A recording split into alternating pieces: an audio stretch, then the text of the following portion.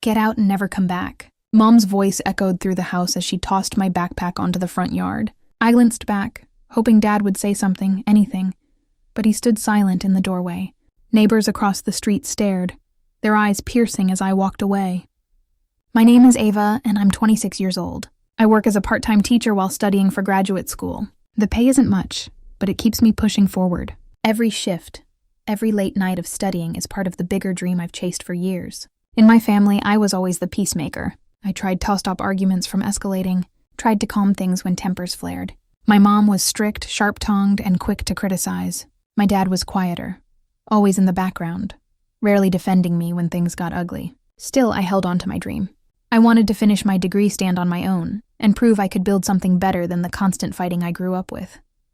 I wasn't rich or glamorous, but I had persistence, heart, and a plan for a brighter future. That was my strength, even if my family never saw it.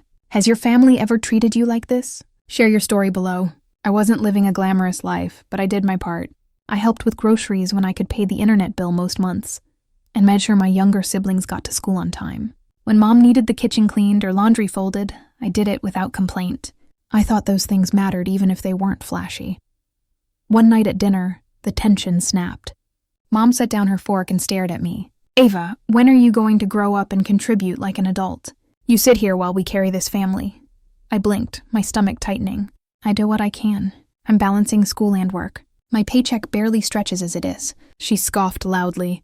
Excuses. You think your little teaching job is enough? You're a burden, Ava. Nothing more. Heat rose to my face. I looked at Dad, hoping for support. He kept his eyes on his plate, silent. Then Mom's voice cut through like a blade. Get out and never come back. She shoved her chair back, grabbed my bag from the hallway, and pushed it into my chest. The room went still. My siblings stared wide-eyed. My dad stayed frozen, saying nothing as if my existence didn't matter enough to defend. I stepped onto the porch, humiliated, my heart pounding so hard I could barely hear the door slam behind me. Days later, the humiliation doubled. I learned my relatives were told a different story, that I was lazy, ungrateful, and refused to help around the house. Mom painted me as the selfish child who abandoned her family. The truth was gone, replaced by her version, and no one questioned it. I tried staying away after that night, but part of me still longed for home. A few weeks later, I came back to visit my siblings. Dinner was on the table when I walked in. Everyone had a plate except me. I stood awkwardly at the side until I finally asked, "Where should I sit?"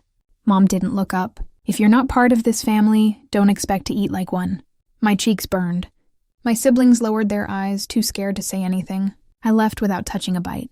The next blow came at a family gathering. Relatives filled the living room, laughter spilling over the sound of clinking glasses. One cousin asked about my studies, genuinely curious. Before I could answer, Mom cut in loud enough for everyone to hear. Ava's too busy pretending to be smart to help where it matters. A ripple of chuckles passed through the room. My cousins looked at me with pity. My dad gave a faint smile like it was a harmless joke. I swallowed hard and forced a laugh, but inside I felt like I was unraveling. Not long after, Dad called me aside. His voice was calm, almost rehearsed. Ava, you should still contribute to the household expenses. We're struggling and you've got a paycheck now. I stared at him. But I don't even live here anymore. Mom appeared in the doorway, arms crossed. It's the least you owe us after everything. My throat tightened, but I didn't argue. Instead, I started keeping proof. Every pay-up, every transfer I made to cover utilities, every grocery receipt I left in their kitchen. I kept copies. If they wanted to rewrite the story, I would have the truth in black and white. And slowly, something shifted. Instead of breaking me, their cruelty pushed me harder. I poured myself into my classes, staying late at the library.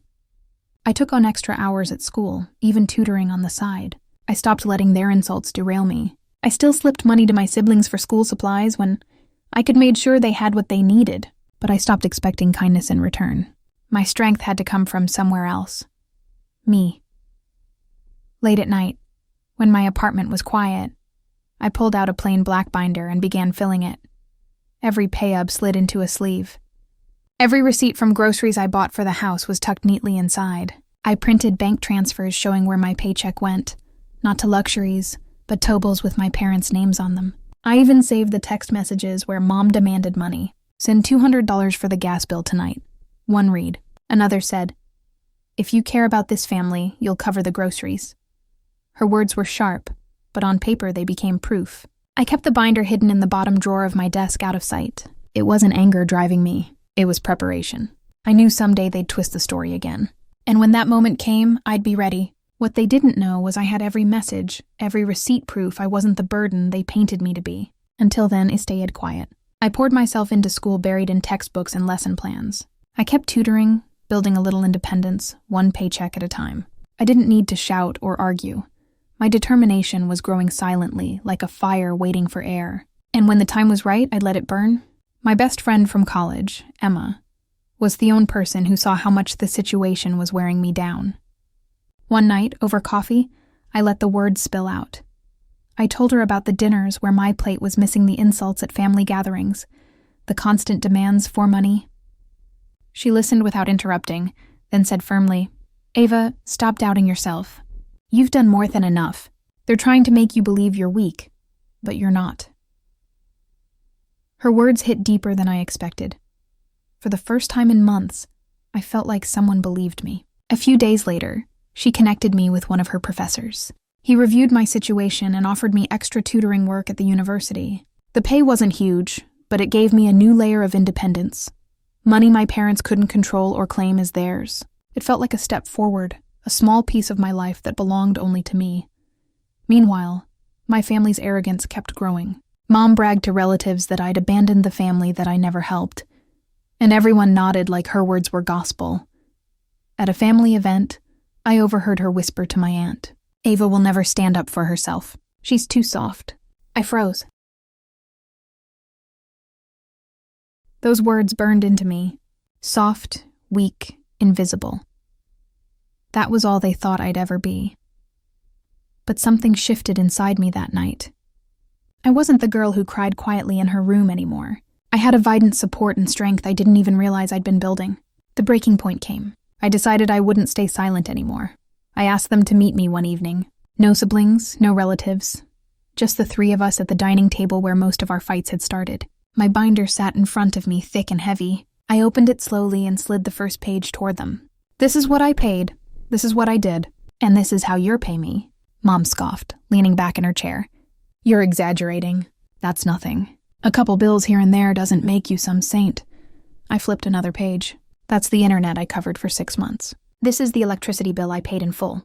And here are the grocery receipts. Not once did you admit it. Instead, you told everyone I was lazy." Dad frowned, reaching for the pages. He turned them over slowly, his face tightening as the dates and amounts lined up. "Mom tried again. You think this little folder changes anything we carried this family?" I looked straight at her. "It's more than you ever admitted. And it's enough to prove I was never the ungrateful one." I pulled out the text messages printed and highlighted. Her own words stared back at her. "Demands for money, threats if it didn't pay up. You called me selfish while you were taking from me," I said quietly. Dad's hand shook slightly as he put the papers down. He glanced at Mom, then at me, but said nothing. For once, her voice faltered. She opened her mouth, closed it again, then sat in silence. The arrogance drained from her expression as the proof stacked higher between us. The insult she'd thrown 4 years suddenly collapsed under the weight of evidence she couldn't deny. For the first time, she didn't have an answer. And in that silence, I knew I'd won. I gathered my binder and stood up from the table. For years, I'd begged for a place in that house, a shred of respect, a word of kindness. That night, I realized I didn't need to beg anymore. I left without slamming the door, without tears, just a quiet certainty that I was done. A week later, my phone rang. It was Dad, his voice softer than I remembered. "Ava, why did you stop coming around?" For a moment, I almost laughed at the question. He hadn't seen or hadn't wanted to see how far things had gone. I told him simply because it was never home for me, not the way it should have been. There was silence on the other end, but this time it didn't sting. For once, their silence didn't hurt me. It freed me. I leaned harder into my friendships, into Emma's support, into the independence I was carving out with every shift in every class. My life was still hard, but it was mine. And away from their voices, I found I could finally breathe. I wasn't the weak, soft girl they thought I'd always be. I was stronger than they ever imagined, and I was never going back. Where are you watching from? Drop it below. I always check. If you've ever had to stand tall against betrayal from your own family, know you're not alone. This community is here to listen to, support, and to remind you that your story matters. Share your experience in the comments so others can see they're not the only ones fighting through it. Every voice adds strength and every story inspires someone else to keep going. Hit subscribe and be part of Aspace, where courage and honesty are always welcome. Ava's story teaches the power of resilience and self-worth in the face of family betrayal. Despite her mother's harsh words and her father's silence, Ava refused to let their narrative define her. She learned to document her contributions, not out of spite, but to affirm her truth against their lies. This shows the importance of keeping evidence to counter manipulation and maintain clarity. Ava's shift from seeking approval to building independence highlights a key lesson. Your value doesn't depend on others' validation. By leaning on supportive friends like Emma and focusing on her goals, she carved out a life that was hers alone. Her quiet strength grew from persistence, not loud defiance, proving that courage can be steady and unspoken. Finally, Ava's decision to walk away from a toxic environment underscores the necessity of setting boundaries even with family. Her story reminds us that healing comes from within through hard work, self-belief, and chosen connections. No matter the pain, you can rise above and create a life where you are enough.